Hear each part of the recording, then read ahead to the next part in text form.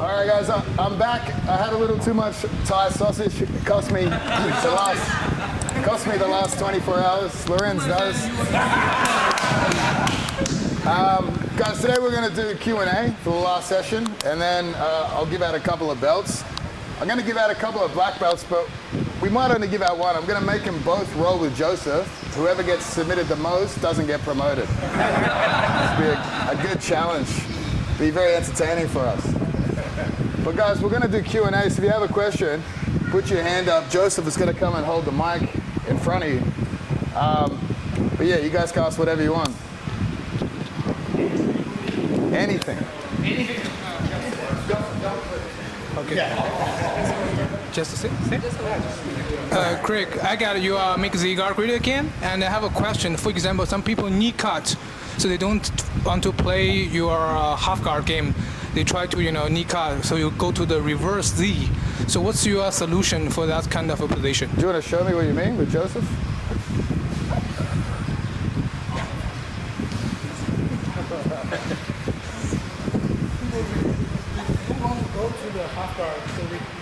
Oh, they want to leave their knee? Yep. Yeah, so it's kind of a reverse Z. You mentioned. Yeah, I'll show you if I use Joseph.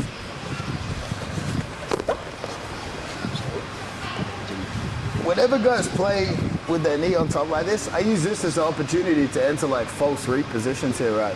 So obviously we're still going to have our frames up. I'm going to push through and start throwing through from a reverse grip. Oftentimes, if Joseph has his knee on the floor, it's very hard to attack false reap from here. But I think when their knee's floating on top of us here, but they haven't yet beaten our frames yet, this is a great opportunity to start attacking the false reap for a leg entry. I think it's probably your most realistically best leg entry from the floating knee position here.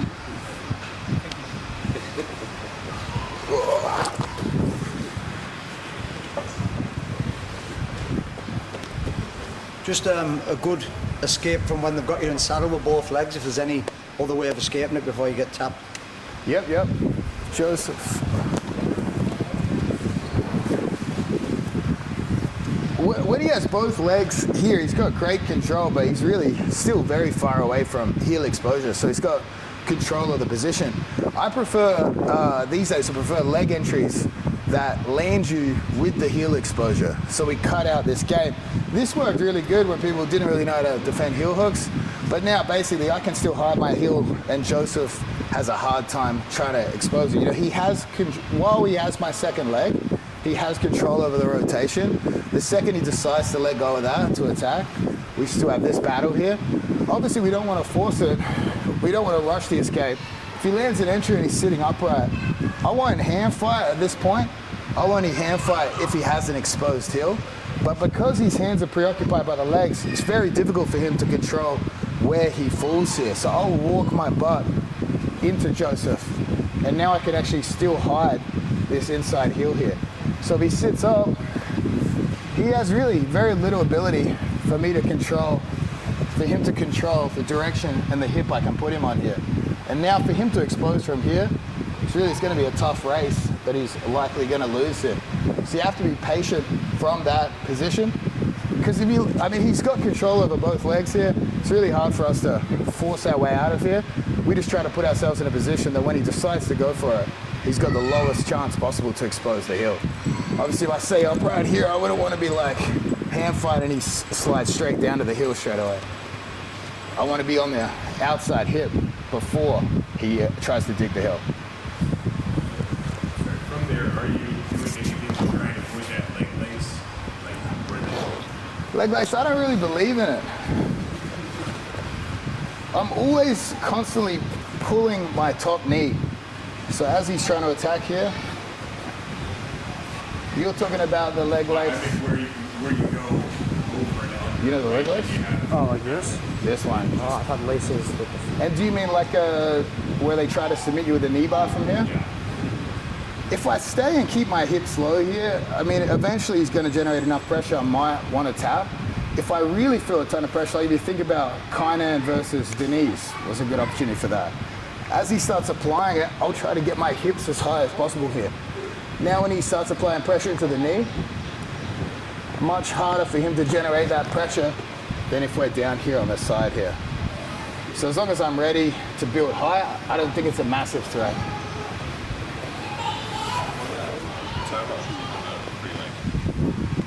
Do you want to? What about if they attack a toe hold on that free leg? If they attack from here? Yeah, on the far leg.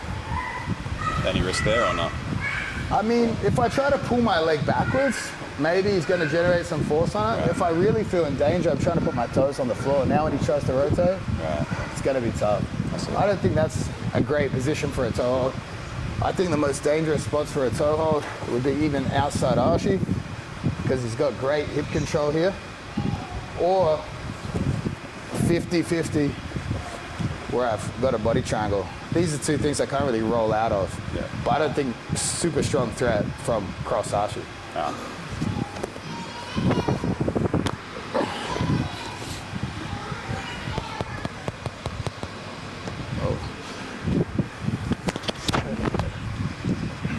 I can get the buggy choke, I can never finish the buggy choke. That's good for Joseph. Joseph gets buggied all the time, actually. Only by you. So the trick for the buggy is we're not going for it when we're flat on our back here. Like even with Joseph's skinny neck and shoulders, it's hard for me to reach here, right? So just like a regular triangle where we want to hide the shoulder, like it's hard for me to lock it up when his shoulder's super deep inside. We're trying to hide the shoulder to lock it up. It's the same with the buggy choke here. So I try to bring my knee above his shoulder here. Here, it's possible I can lock it up, but if we can get our knee above, it's much easier. It's a much shorter distance to lock it up. And I think finishing with the one arm and committing everything to it like this. I try to get as deep as possible. Elbow. Taking my wrist. Activate my lat. So I'd always recommend the buggy with one arm, one leg. The perfect position to finish it would be with our foot, our secondary leg here, because I can actually get perfect hip position. One arm, one leg. Everyone's easy to frame on your face. And we can just push that out of the way. We keep going for it. Awesome. You want to try it on Joseph?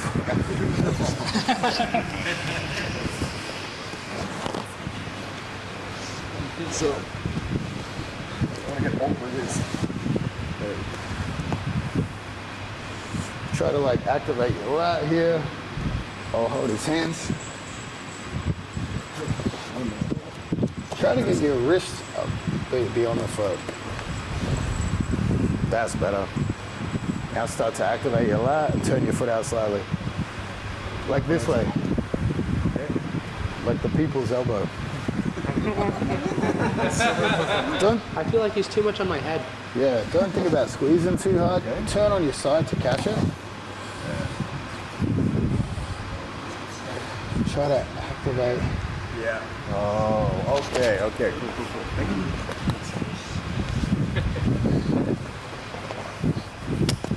If you can say, when is your next match, and will you have one with Gordon anytime soon? Nothing booked, yeah. I'm really banking on the Gabby Garcia match. The bedroom match, or? Both. That's the bigger payday. I will do it with Gordon. I just don't like doing fucking 30-minute matches. My cardio is bad enough for 10 minutes. So I'd rather do like a realistic time frame on that match. Is there anyone else you have your eyes set on, or? Now, honestly, to compete, I lose a lot of money because I have to dedicate a 3-month training camp to it. So it's like the match really has to be worth it at this point. And yeah, it's like it's hard to find opponents that are I'm gonna get a lot out of worth that 3-month gap. What about Meregali? That match was set and it got canceled because of the UFC, right? Oh yeah, we've actually canceled it 2 times. So we booked it before ADCC even happened. It was meant to be the first WNO after. And we were locked in to do that, but he just wanted to take a vacation after ADCC. So it got bumped. And then when they announced it for February, I had already told them I couldn't do it. I said, I'm out. Volkanovski's flight's booked. I have to help him prepare. And then they said, no, we're going to announce it anyway and help sell the card. So then, yeah, so basically, I mean, it's never really had a proper booking except for the vacation one. But yeah, definitely down the line for sure. I think Meregali, I won't give away his opponent, but I think he's competing in May against the big net.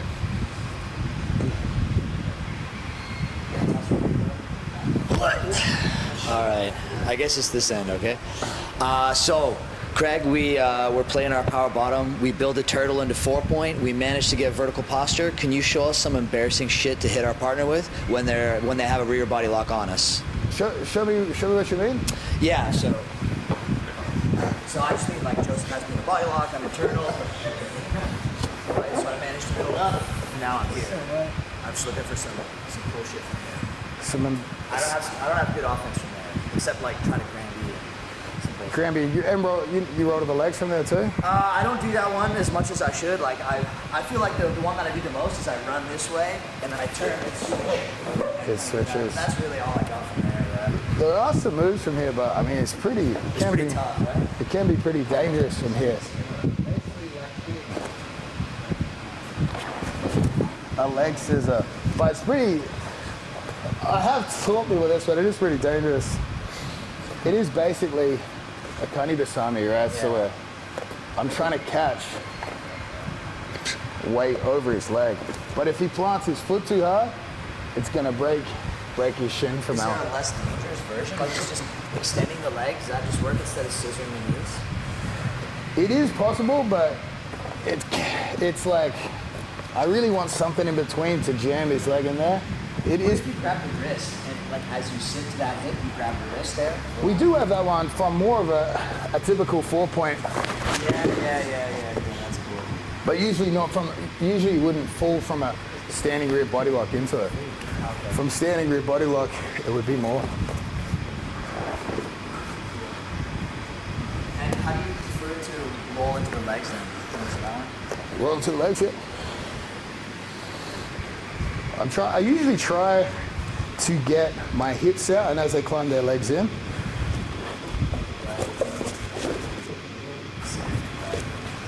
I can't hit it if his hips are back. But luckily he can't lift me if his hips are back. So I try to encourage the hips to come in. And the legs, because he can't lift me when I've got the legs. Do you look over the outside shoulder or the inside shoulder? I've actually tried to roll directly underneath. And I try to kick with this leg. Oh, that's cool. To keep that weight forward.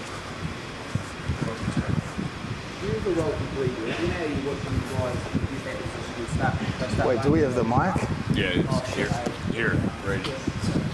So you know how I've seen a couple of times you'll grab the hips and then you'll start to run, then you just roll forward. Do you use that much? Show me what you mean. Yeah, Granby roll. I've seen it happen a few times. Like J Rod, I think you were wrestling with J Rod and he did it. He rolls out, he's following through. You use that much? For like a grand, like if he's got you in that position where you were before, do you ever roll out and come back up? Yeah. You can Granby out of a lot of these positions. I would say it is a dangerous move again, especially if the guy holds on. But we really have to make sure that for a Granby, my legs are outside. Because if he can actually track me very easily by throwing this hook over the top and hand posting. So if he doesn't do that, I can Granby and roll through, but we'll do it real slow. If he hooks here and takes a post and he can roll with me here, he can ride the Granby very easy. So is it almost like if you're just getting away and you've got looseness of hips, it seems when you're kind of running and just trying to catch up, then you go for it? Is that when you use it? Yeah, I would just make sure that they don't have this active. You want to be outside their legs, so you never Granby when that leg's inside. So I mean, if I was here, I wouldn't be Granbying from a directly vertical position. I'd at least be trying to get both my legs outside. Okay.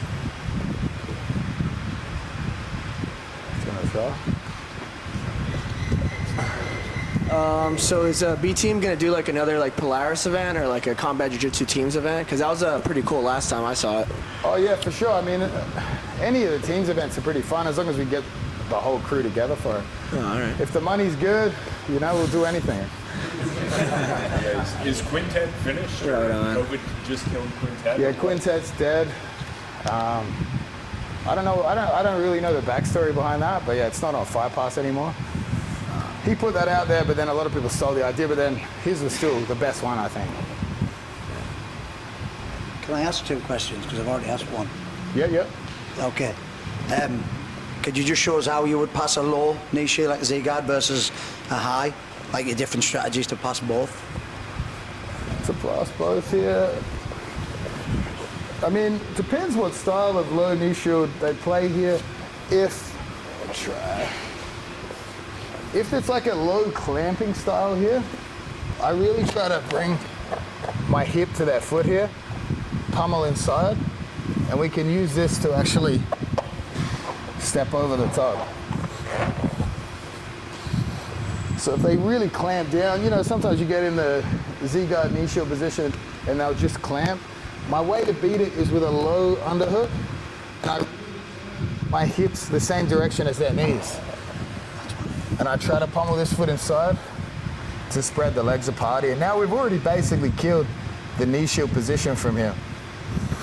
In terms of a higher knee shield, like if they're planted against us, shoot first. I prefer to deal with weave style grips here.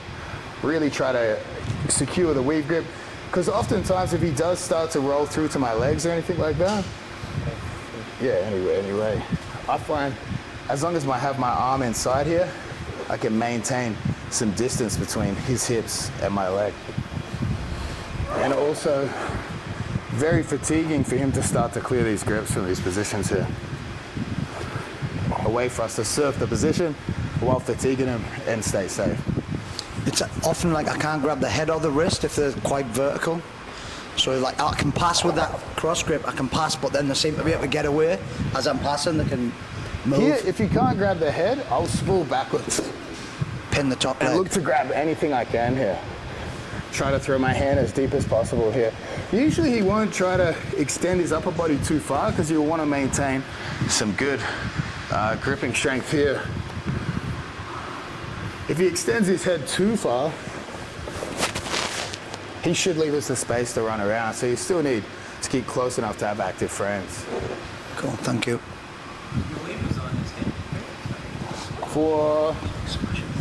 It's more the weight of my elbow on his top leg, making it more difficult to invert. The higher my weight is here, the easier it is for Joseph to invert. The lower my weight is on this top knee, the harder it's going to be for him to invert. I really want to prevent the inversion here. Do you want to throw it?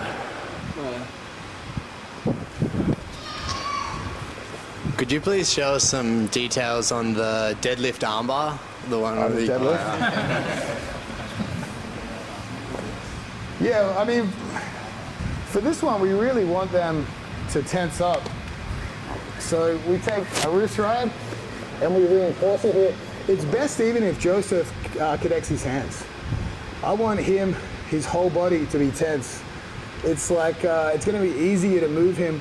That's why a lot of the time people that roll really relaxed, it's hard to get reactions out of them because their whole body doesn't move, their limbs move in isolation. If Joseph's relaxed here,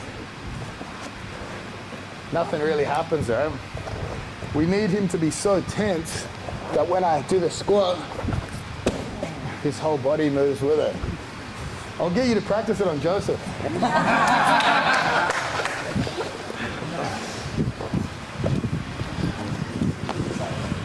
So we go, yeah, one-on-one, put him onto his shoulder here. Joseph's gonna tense up. Yeah, exactly.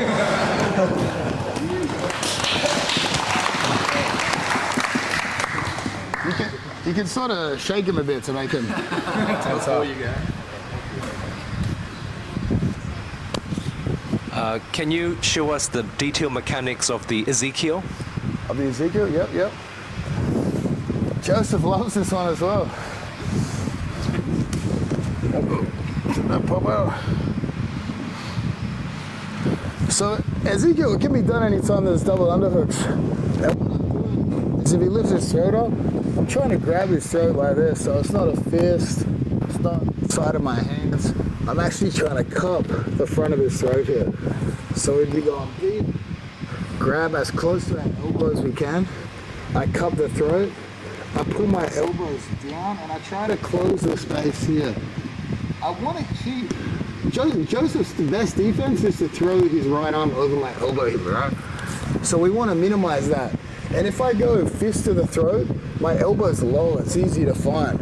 When we turn our hand upside down, just like if we were doing the guillotine variation grips here, it's harder for them to find your elbow position here. So when my hand's out, you see how close it is to his head here? And then I just pull. So I'm pulling his hand down, I'm pushing my hand forward, and I'm trying to bring my elbows together here. We get the tab. We can get it anywhere, obviously, if I go on top as well. I'll use it, I mean, the most realistic way to use it would be from mount. So we're landing here, and oftentimes, if Joseph has his hands on my hips, it'll be a way for me to just scare him to bring his hands back up for us to secure something more realistic, like an underhook.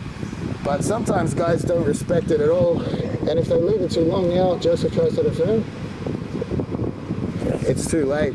I mean, you can bait guys with it too. You could throw in a shitty one, and let them defend it easily, and then the next time we go for it, then I'm going to defend it as hard. So you can sort of bait them with it. But definitely not a high percentage move, but it's funny. Thank you. No, I couldn't get him to open up his hands at all, so I was like, maybe a panic response, but yeah, nothing. Can you show us some detail of foot sweeps, like from standing? Yes, yeah. I mean, there's so many variations of foot sweeps, you know. A good fun one is if we have an inside tie and a collar tie. I make him step, and we hop in to hit foot to foot. Easy snap downs. That'll be one of my most preferred ones. We do have to be careful though, because obviously sometimes if my hand's here and I'm reaching forward, I might just be snapping him straight onto a leg. So it can be a big risk here. Hit out the way and snap it down.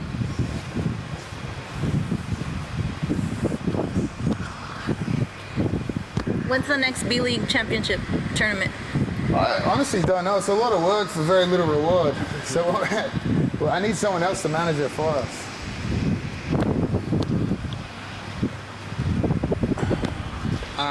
Do you use that, like the heel hook exposure that you showed in the pendejo guard instructional? Wait, I can't. Oh, the heel hook exposure that you use in the pendejo guard instructional. Do you use that ever? Which exact one was it? The one where you like roll through and grab the secondary leg and then do like a backside. Do you want to show me? Yeah. Do you remember how to do it? And I was just having trouble like finishing it. Lucky I just stand the saddle. On this one, like we grab the second one and then go through. Oh yeah, I try to, if you come back a step, I try to at least get my elbow inside before I roll though. Sorry? I try to make sure you have your right elbow inside before you roll. Okay. I try to have the elbow a little closer to the toes and more back tension this way. Okay. You want to, as little wiggle room as possible. If Joseph can already start to wiggle his leg, it means he's already going to be hiding his foot. So try to like slam a shelf into it before. You see how he's already angled it down pretty tight there? Mm-hmm. You want to try to secure this with his toes pointed up a little more. Okay. And then elbow deep. I think that's the one. Thank you. Yeah, you really want to slam. Like, if Joseph is doing any sort of heel exposure on me, obviously my first line of defense, even if he's just catching it out of a scramble here, I'm trying to get my toes to the floor as quickly as possible. So the more tension Joseph can have back on his elbow here, like you're already eliminating so much of my potential for escaping. And even here, if I exploded to try to hide the heel, I might even pop my own knee at this point, right? So we come back a couple steps. Look at the tension, so we land here. Look at the tension he creates. The elbow is closer to the toes there. If he just has it at the ankle or the heel, I'm still gonna be able to turn. And when he catches it at the toes just right, it's hard for me to even control depth here. I can't extend my foot deeper. That's the toe catch is the most important part. Now all he has to do is get his arm underneath the elbow. Do you use this ever? Yeah, for sure. A lot of the heel hook entries I do now, rather than get into the position and like I said, control him with two legs, most of the time I'm trying to use entries that expose the heel straight away. No worries.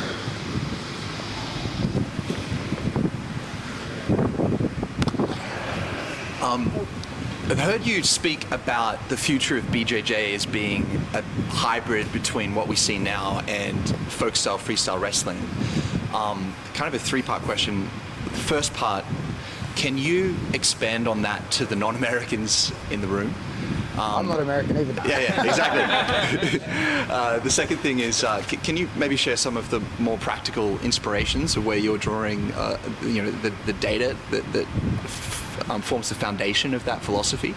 And three, could you share maybe some practical first steps that you might be sharing at, say, the B team in Austin, introducing people to that way of thinking and practicing and drilling? Well, I would say sort of what we did the other day with the leg ride position, where we were placing guys in positions like this. Obviously, it's not a point scoring position. So we just work on a philosophy of like control should be your highest priority. Not really the point scoring positions here. You know what I mean? Like oftentimes you watch MMA fights, side control is a great way to allow the bottom guy to turtle and stand back up. So I think focusing on the in-between positions like these are really the key to controlling people on the ground in these positions. A lot of the traditional stuff works because if I go to side control on Joseph here, I just don't have much control over his legs here, right? I've got good upper body pinning control, but I would honestly rather have something controlling his legs too, to minimize the scramble, whether that's one hook inside, whether it's two.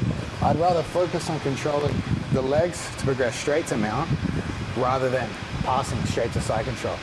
Just the idea of control, and also the idea, if I pass the side control on Joseph here and he retains his guard, gets his knee back inside, like it's a very energy efficient way for him to recover to not really a neutral position. He's still on bottom, but he didn't burn much energy to get out of there.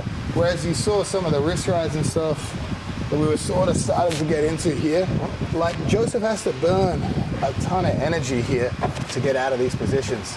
Like even just statically here, he's having to support my weight with his own arm here. Like this isn't necessarily frames because it's going to be constantly stretching him out. He's going to be constantly fighting backwards there. And then, yeah, we use those more as guys get better at using stand-ups to escape, and really just guys becoming more difficult to attack from turtle positions. I would rather, jiu-jitsu sort of always encourages back exposure, but sometimes back exposure allows the guy to get up. I would rather secure a takedown to a half guard position and then maintain the leg control until I get a great back control, rather than pass the side control, hope they turtle to try to dive hooks in. Thank you. That's just when you use like alternative guillotine grips, like the S grip versus the regular one. Like when would I use Yeah, like I was it? asking Kai about this actually. So if you have a guillotine and they hop over, they're on this side, he switches to this guy. Oh yeah, I mean, basically that would be the only way you'd finish a guillotine under side control here. So I'm just grabbing like finger to finger here because I really want to be able to bring that elbow as high as possible here. Joseph jumps to side control like a typical escape. He's still gonna be under a lot of choking pressure at these positions. And this isn't even really that new. If you've seen some of Marcelo's old matches, you'll see he'll hit these with a leg hooked leg to finish these positions, because oftentimes you'll get it from here, but really if Joseph's happy to front roll over the top, he's going to escape the position. Oftentimes guys tap before they see that as a logical escape, whereas when I hook his outside leg here, now his options are much more limited. Just a way for us to finish a guillotine at a sort of a shittier angle there. And if they follow up, do you transition to that as they're passing over, or are you almost loading that in anticipation? I mean, most of the time I'm using high risk sort of setups. A lot of the time too, I won't be attacking guillotines this low to the ground. Like it's pretty hard, pretty high risk here. If I do miss this grip exchange, he literally is in a great position. He might even Von Flew me out of this. So. So when I generally get a chin strap from these sort of in-between positions, I'm more using it to get back up to the front head.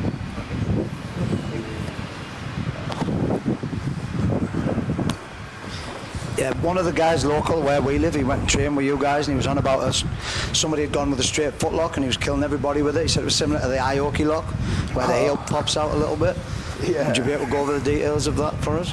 I mean, I don't really know how to do it, to be honest. Joseph faced this guy in competition, unfortunately. Do you know how to do it? I'm not well enough to teach us. Yeah, okay. I'll ask him to show me when I see him. Yeah, ask him to show you. Yeah, I mean, it's just a different variation. Sometimes things like that work because the actual submission itself, straight ankle lock, is not really well respected. So it's like I was talking about with the Ezekial choke. Sometimes you have no respect for the move, so you let it go too far before you give it the urgency to defend as you should. You know what I mean? Sometimes you get a bit complacent in those areas. So some guys like landing in a single leg X or an ashi, you should abandon ship straight away. But you're so used to training with guys that that's not a strong threat position to you yet, that you get a bit complacent there. And that's when submissions like that really catch you by surprise.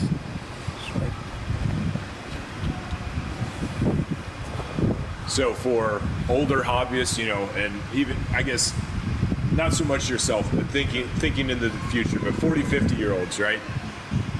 If you want to open a gym or something, but just trying to stay moderately relevant. Obviously, like, 40 years old, been doing jiu-jitsu for 5 years. I'm never going to be able to keep up with somebody like Joseph, not just like cardio-wise. We're going to ruin him with drugs and alcohol tonight anyway.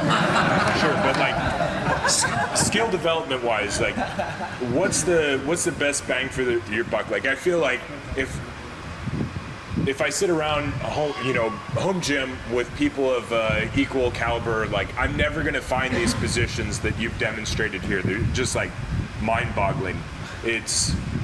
But like, you know, instructionals come train at some high-level gym for a month or two. Like, what would your recommendation for that be? I mean, really, the stuff I taught here so far has been pretty simple stuff. You know what I mean? Like The movements are, I don't disagree. Movements are very simple, but like finding those positions on my own, I feel like I could be locked away with the Muge for 1,000 years and I'd never figure these positions out. I mean, that would just be doing tons of positional sparring from these areas. I think that's what would help you the most. You know what I mean? And having specific goals in escaping and controlling people from those positions. You know, I get it. I understand where you're coming from if we're talking like fancy leg lock entries, K-guard entries, beer and bolos. I understand all that. But I think the simple stuff, like most of the stuff we used was just trying to build height to shake guys off, trying to beat like the power half. All of these things are pretty simple ideas. Even the body triangle escape, like you could figure that out if you're in a body triangle enough that you're like, oh, actually I can turn belly down. I can find movement there that doesn't hurt me. I would just think breaking it down to the simplest form. Like that's the simplest way. That's how we all figure things out, you know? Sometimes we might hit something live in a roll and then try to work out what happened. But yeah, I just think as long as you're not thinking too complex, you should be able to figure out a lot of this stuff. Obviously we try to sell everyone instructionals all the time, but most of the stuff you can find just studying matches. I think that's super important. I guess if it were to say like, you know, more time on the mat, you know, situational sparring, focused movement, whatever, going and training at a high level gym or say instructionals, YouTube, whatever, like if you could only do one of those as a hobbyist, like. Oh yeah, I mean, I think visiting high level gyms is good. Sometimes it's actually better, even as a young competitor, to not be there full time. Because there's a lot going on at once. There's a lot of tough rounds. Sometimes the toughest rounds aren't actually the ones you learn the most in. So sometimes it's good to check into a place, roll, pick up some technique, then leave, and then use your lower level training partners to practice and further develop those ideas. I think sometimes growth in that direction is quicker than just being in it all day, every day, having those tough rounds.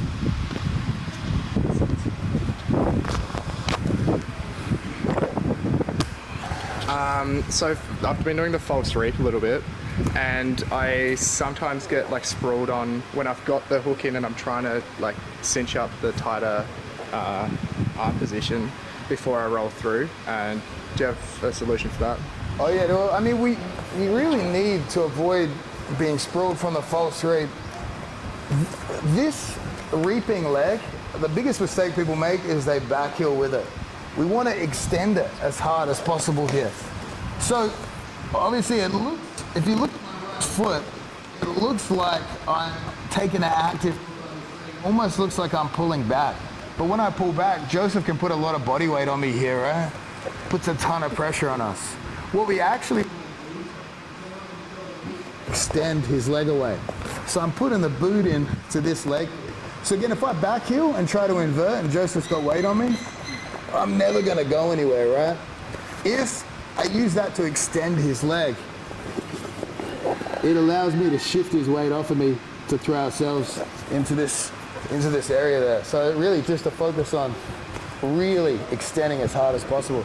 It should shift his hips away from yours, allow you to invert through. So would you extend out before you have fully locked on the arm? Locked on the rear naked choke, or? If you do extend out too early and you don't have this cinch deep, likely you'll lose the leg along the way. But I mean, it's a trade-off. You're trying to do everything all at once, and also you're trying to anticipate their response. Yeah. You know there are some guys that are going to try to squash you from there. Some guys are going to try and rip their leg out. So you basically got to make a judgment call which requires more urgency in the moment. Thank you.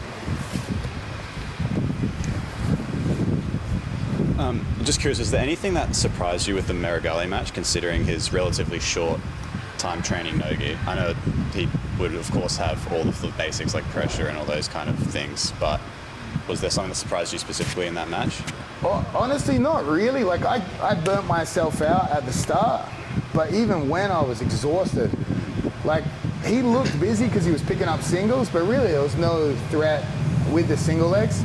Some of the stuff he sees partly strategy, you know what I mean? Like if you're not confident you're going to take this guy down, pick up a leg and at least look busy yeah. to the judges. I would like to do it again just to see more of his game. I still think, obviously, he's still susceptible to a lot of things because of his inexperience in no-gi, and I think we'll see that in his next match that's been signed and not announced yet. Dang. But yeah, I mean, his style with that weight division, yeah, well, I think it'll be tough. I think there's opponents out there that'll be able to expose him. That's not any shade on him. It's just inexperience in those areas. And I mean, as we get bigger in weight, the guys technically suck. You know what I mean? It's easy to make the transition. It's harder to make the transition as a gi-only guy at lightweight than a gi-only guy at a heavier division. And in a similar sort of vein, do you think there's anything that can be done to save gi jiu-jitsu? Save it? Yeah. Nah, it's boring. It's boring? There are some fun guys out there though. There's some guys who can have exciting matches. Do you think just the rule sets are... Who's the gi guy with a personality? Good point. Fair. And one last... Yeah, we know about yours, Lorenz. And I think the burning question, are you coming to Patong tonight? Patong, yeah, I think I'll be able to survive for tonight. What's that? Firstly, are you coming out tonight? Yeah, actually, I just said yes. Oh, you did, so I didn't hear that. Yes, okay, good news. So just looking at finishing the rear naked strangle from the back control, it used to seem like a few years ago it was all about controlling or holding that, like, trapping the top arm, but now it seems like there's a lot more sort of hand pummeling side to side. Is that a fair assessment of sort of the change and the way that you're kind of teaching, trying to find finish from there? And what are your thought processes to finish You that? mean like the straitjacket controls and stuff, right? Yeah. Like people used to do a lot more of this? Yeah. I think as people got better at turning escapes, this became more difficult. Because obviously a seatbelt, I at least have a bit more tightness to his shoulder, but when we have these turning style escapes, yeah, guys are really good at using shoulder mobility. Yeah. For me, at all costs, I at least want this one-on-one. One-on-one allows me a bit more freedom to obviously throw this in. But what I'll do is I'll try and use timing to expose her, right? So say we got a seatbelt here, I'll do pass-offs, push down, and then punch it in deep. And I'll try to ratchet my hand behind the back. And oftentimes, for me to free this second hand, I'll be pushing, dragging across. So I'll try to be real patient on it, you know, like anytime I'm at both wrists, his shoulder mobility is huge. You see how far he can move? One-on-one limits that. a great deal. So I'll try to focus on one-on-one controls and then just being patient here.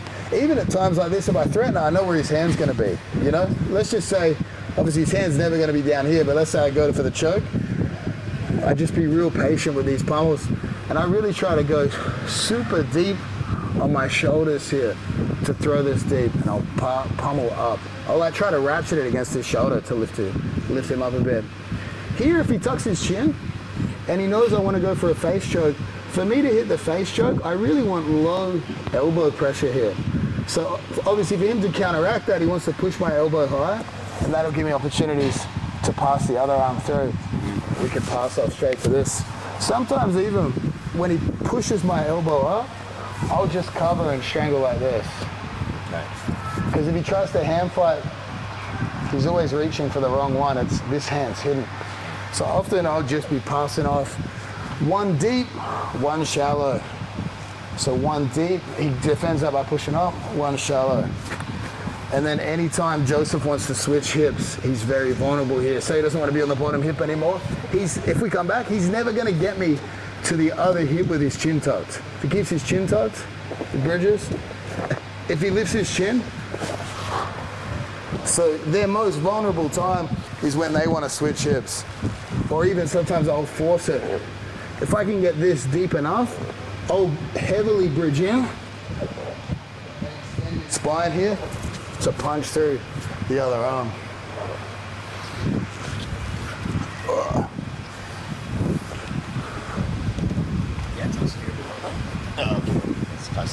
Yeah, sure.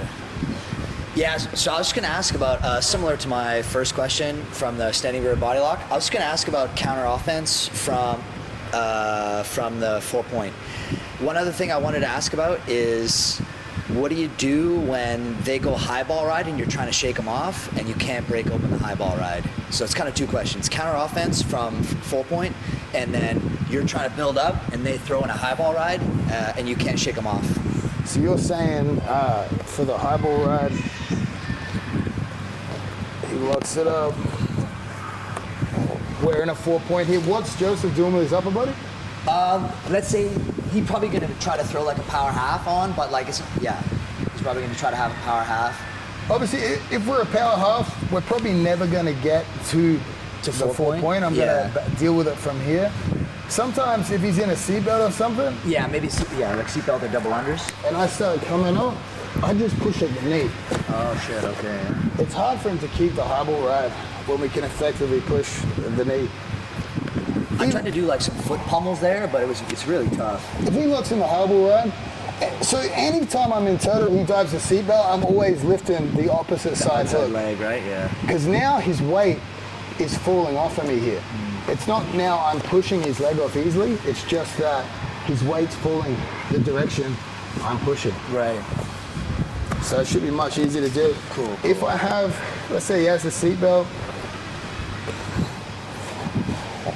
and we start to climb up to 4-point, the second he switches to the power half, I might try to stand straight up, and we can beat him to it there. Cool.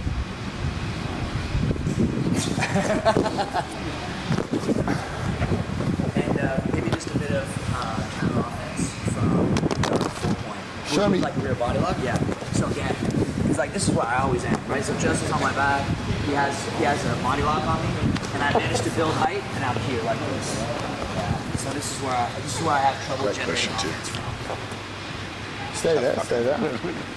So you having trouble generating offense from here? Yeah. Other than like just trying to stand up, I just don't feel confident. I feel like his legs are always too far away. Like I can't roll in there. And like this is far, so I can't switch. I guess I could try some like back and homing or something. That seems kind of okay. Yeah, you could hit that aggressively, right? So go back to that. Yeah. He's tight on me with his body lock, right? I mean, see here, see how low his weight is here? Yeah. You can actually try to jump your right hook far over the side of his body. This way? Yeah. Yeah. If they sink too low, if their weight's sunk low. Especially even if he has a, like exactly here. So he has the claw now. Yeah. So I just look to take this out and then look to build height. Yeah, and you usually be momentum based as he circles. The heavier they are on your upper body, the more vulnerable they're going to be to diving over the top. Yeah. But you should be able to hit switches here too. The switch is hard to drill. I would hit a switch preferably off the rear body lock, yeah? But we really want to emphasize them hanging on heavy as you go down, right? Where the switch will fail is if you start to hit it and just focus his hands.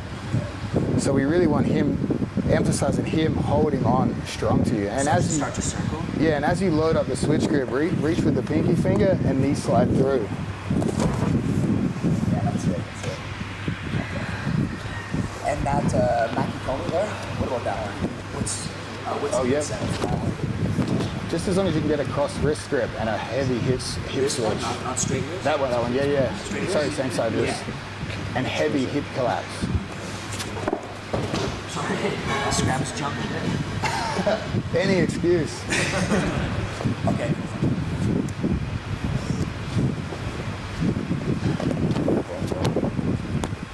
If it wasn't for jiu-jitsu, what would your career be? Honestly, not a joke, honestly. My career probably would be a joke. Fair enough. I can see that.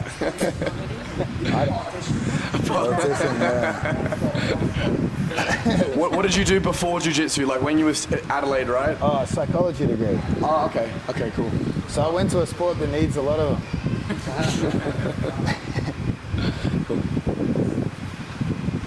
Just a question, when you're in the body lock and you kill the first hook sprawling, often with bigger guys that can push the head and like go for like omoplatas. Is there something I don't know whether I'm too low, my head's not high enough, or... You mean for just a straight up body lock pass? Yeah. And you said what part of it is... So like if you've got the tight waist with your right arm and you've sprawled past his left hook, so now, then they're like aggressively pushing the head to the side and throwing the left leg over. Strong. Throwing this leg over? Yeah, like this type of position. I'm putting you in the rubber guard. So I don't know whether I should be pinning the butterfly hook, but often when I sprawl, it's free, so they can throw it over. You want to always try to close ear to shoulder here. Firstly, that's good because it's hard for him to sit up. If it's open here, he can easily sit up. So we want to really collapse this pressure here. For me to beat this hook, I don't just want to push it, I want to hold a frame against it and sit down. And now you can see I'm sitting on his foot. All I need to do is go left knee over the top. And now Josie's in a really weak position to even push my head, let alone secure a rubber guard from this position. So you're keeping that butterfly hook trapped? Yeah, it's still trapped. Yeah. And I'll actually pass off. I'll use this foot to try to hook. So Joseph's active here. I'll try to hook over this foot. Now when he tries to move, he can't even use the butterfly hook because his other foot's trapped off the ground here. Tries to elevate it. If I didn't hook that, even though I'm over it, his butterfly hook will be more powerful here. So I would say the key is not relaxing that ear and shoulder pressure. So really, that's the pressure we want to generate. I cup and I sit down, because he's going to be bringing this knee to his chest here, right? It's hard for me to just step over. But if I take a frame and sit down, that's my whole body weight against it. Step over, and I push this leg out of the way. Now Joseph's trying to move. It's easy for us to start upgrading grips, near side underhook, and we can stay right in the legs while progressing towards mount. So that foot on his calf, that'll stop him getting half butterfly as well. He can't leg curl with his right leg. Yeah, because he can't put his foot on the floor at all for any mobility. This really kills a ton of his offense there. So the mistake I'm making, I'm sprawling and killing the hook. So that's allowing him to just pull his leg out, right? And keeping this super tight. And you should be collapsed onto this hook. If we look this way. Sorry, can I just get a quick video of that, Craig? So we're here, I sit. So he's turning his here. It comes out.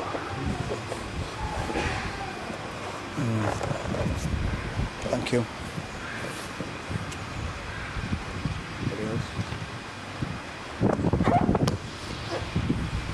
What do you like to do from if you have a body lock on somebody to avoid, or what do you prefer to do offensively that also avoids getting haraigoshi or uchimata?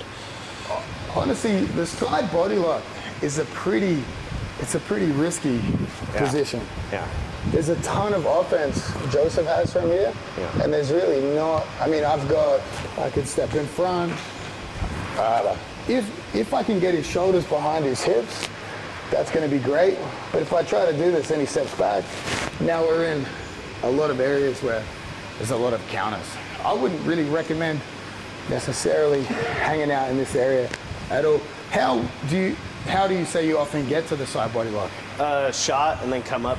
So I'll shoot either for a double or a single and then come up to the body. Yeah. If I was taking these grips rather than reaching for two, I might knee slide out to it. That's going to really negate any of the judo style threats. Okay. But yeah, it's a risk versus reward. It's a pretty dangerous position. Like, I'll often try to give people this. I know, yeah.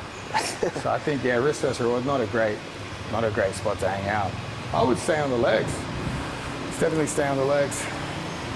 So switch back, like if you get up that high, maybe switch back down to single.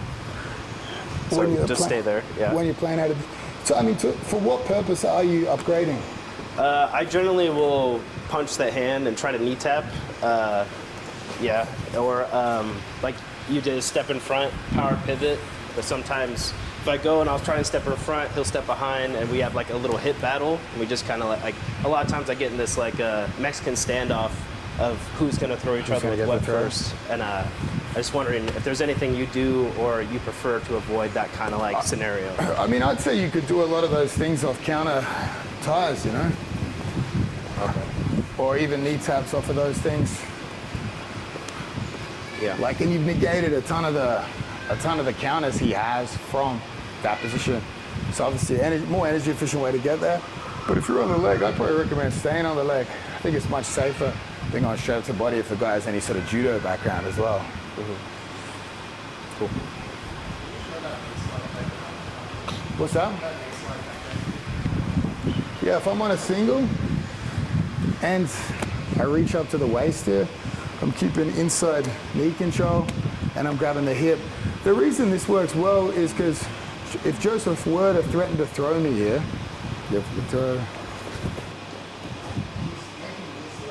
incredibly light, right? So I would never hang out here too long. As we upgrade, I'm knee sliding away from his throw. So as he tries to, it'll save you getting uchimata a ton. So it's like if I'm on the single, up to the hip, and we knee slide to beat the uchimata.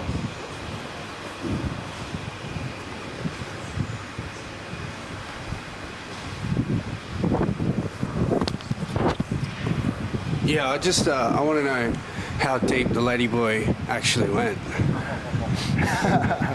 With me or John? I think you went at the same time. Listen, the only lady boy for me is this guy. He's cute.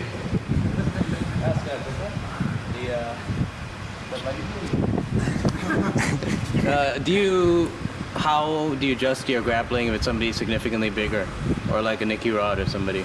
Don't roll them. Don't roll them. I mean, Nicky Rod, you have to just do this.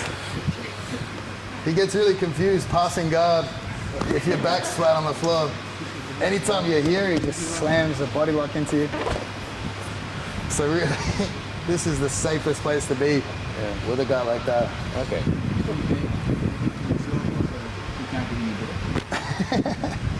He can't pass Joseph's guard though.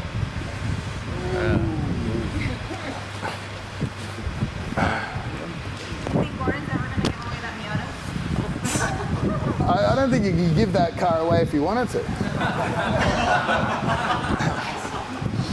How much do you have to change your game when you're teaching someone like Volk? And then also when you're transitioning to MMA type jiu-jitsu, did you bring any of that back and put it into your jiu-jitsu game? I mean, I would honestly say just MMA grappling is simpler. That doesn't mean It's easier though. That's just the reason why a lot of jiu-jitsu coaches can't translate to MMA grappling, because everything they learn is too complicated, too high risk stuff they do. And a lot of the times jiu-jitsu guys don't know how to stand back up because there's no incentive to stand back up.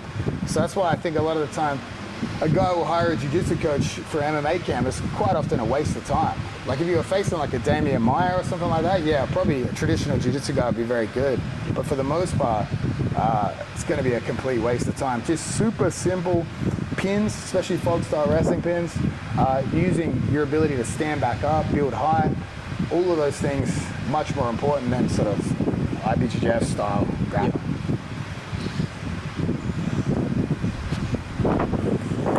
Third time's the charm, dude. Okay. Yeah, there we go. So, as someone that sucks at wrestling and trying to not suck that much, something that confuses me, Craig, is that what are the battles that I want to win when I'm in an underhook, and what are the battles that I want to win as an overhook? And like, how do I know when an overhook is good and when an underhook is good? Because I feel like, I try to do this uchimata or I try to do this and that, but it's like you can still do it from the underhook too, right? So it's like I don't really get when is one good and when is one not good. I would just say it's the height of the elbow. If my elbow's low, the whiz is going to be really good. Obviously, inside trip's going to be really good because he's got such good control over collapsing my weight. So we have an underhook. The high elbow is the measure here. The higher my elbow is now, Joseph really has very few attacks. But if I ever take an underhook and just sit with a low elbow, like a lazy elbow here, that's really the trigger for a lot of his attacks here. High elbow is going to be tough for him to hit anything. He's not going to hit inside trip, uchimata, anything like that. Gotcha. Easier for me to hit knee taps, throw bys. So it's really just the height of your elbow. But you've built a lot of your stand-up from the overhook position, right? You've got lots of your offense from there. So how do you play that? But that's because I wrestle jiu-jitsu guys. You know? I'm always built upon a shitty low underhook. I can't work any of my whizzer game if he's up here. Like this. Okay. Here, I'm really concerned. Joseph has a ton of options here. So like if someone throws a lazy underhook off my collar tie, then I'm in a really good position here because I pushed his elbow low, my elbow's low, and we can start working uchimatas. So if you're trying to play that overhook game and they're coming up with a decent underhook, like how do you try to recover it down? I mean, I can't just pull it down. I would try to circle and get my hand into the inside thigh. Gotcha. So I try to gain distance here. If it's high, super hard for me to beat him. We're trying to get a hand inside the thigh. Okay, cool. Thank you, bro.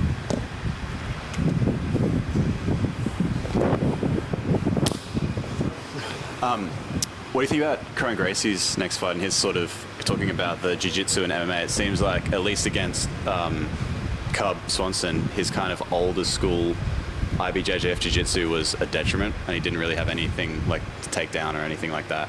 What do you think about his upcoming fight?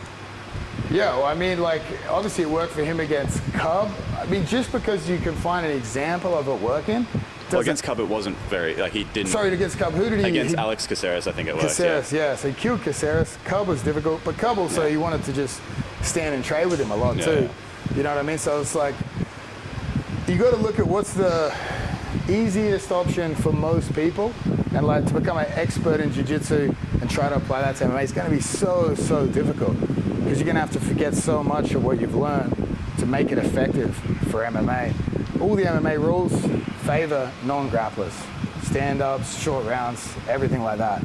So it's like, I think it's cool. Kron's coming back. I don't know what he's been doing for the last 2-3 years though. I was wondering whether he's either just working on stand-up or maybe wrestling or something. Yeah, he's been out in like Idaho or something. He left Montana. He left his gym in California, so I'm not sure. It'd be interesting to see how he comes back. Yeah. But it's exciting that he's coming back. Yeah, I like watching him. Also, I was going to ask if you've got any tips for like uchimata and haraigoshi style throws, because I feel like I always go for, like, I always want to go for them, but I can never get the correct sort of angle or power to finish them. To land, yeah. If I have a whizzer and I don't have control over his firearm, I'm going to go for uchimatas, but I kind of want him to chase me here. So I don't want to be hip to hip to do it. I want to try to square up. I keep trying to square my hips up to him. And then when it's time to go, switch inside. And if you look at the positioning of my right leg, it's close to his knee here.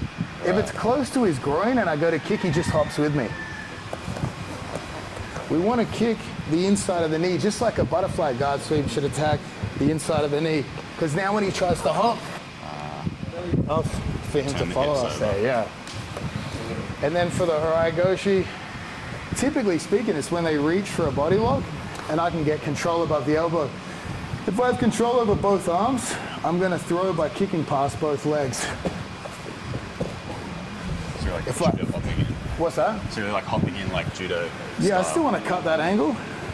You see how I make him square up to me? And then I can hop past.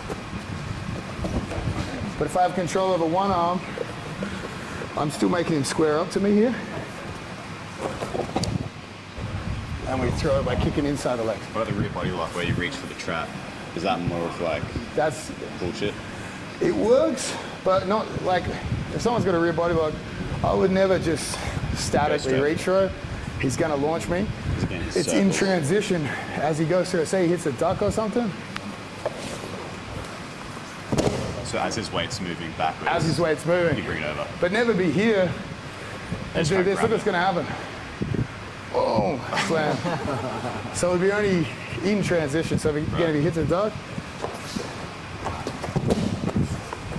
Okay, cool.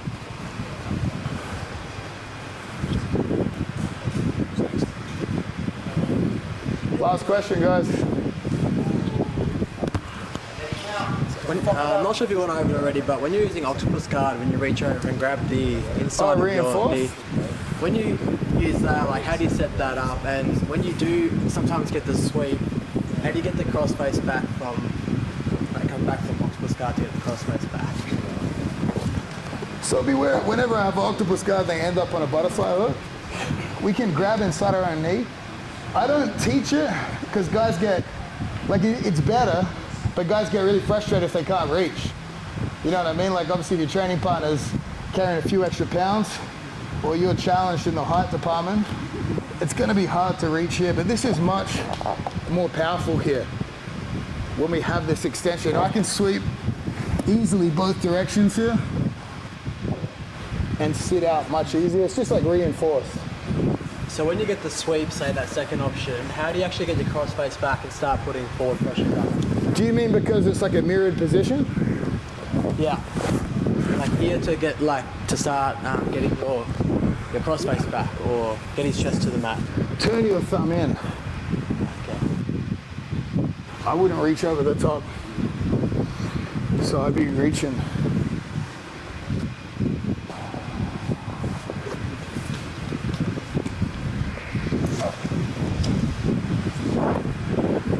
All right, guys, I'll give out a couple of black belts now, but we're gonna roll afterwards, and these guys gotta roll. What's the time? 4:10. We gotta make him suffer a lot today. They've taken a great sacrifice with the lady boys so far, but I don't think it's enough.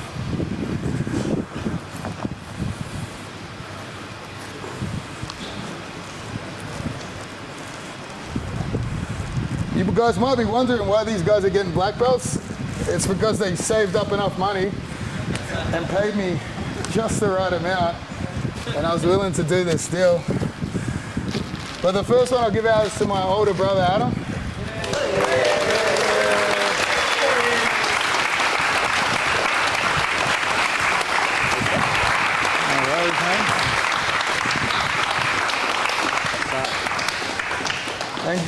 And guys, the second one will be given out to John. You no doubt have heard him say some crazy shit this entire week. He knows the deal tonight. For him to really get this, he has to seal the deal with the lady boy.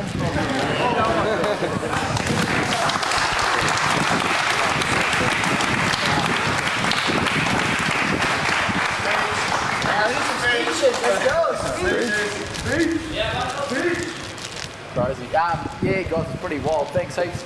So I've known Craig for a few years. I think he first moved out when I was over in Melbourne training Absolute, and I met him when he was a purple belt. Just finished up no-gi worlds. I think he got that, and then he came back and he was going to get a job at Adelaide. then he decided to stay, and then just became mates, trained together. And then he's like, bro, you got to come to the mornings. I'm like, fuck the mornings, I'm not getting up for the mornings. He's like, no, please. So we started training mornings together, and then just started hanging out.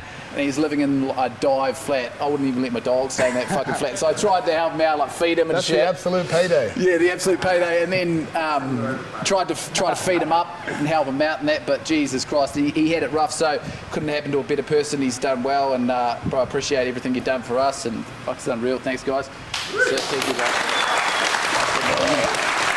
And I'll get that lady boy done. Don't you worry about it, bro. A few years ago, I made the deal with the devil to get graded under this guy, and it's been absolutely horrible. Not as horrible as having him as a younger brother who can beat me up, but I hate to see him do well, but he has done well, and I thank you for this, for sure. And we'll get John to fuck a ladyboy tonight, for sure.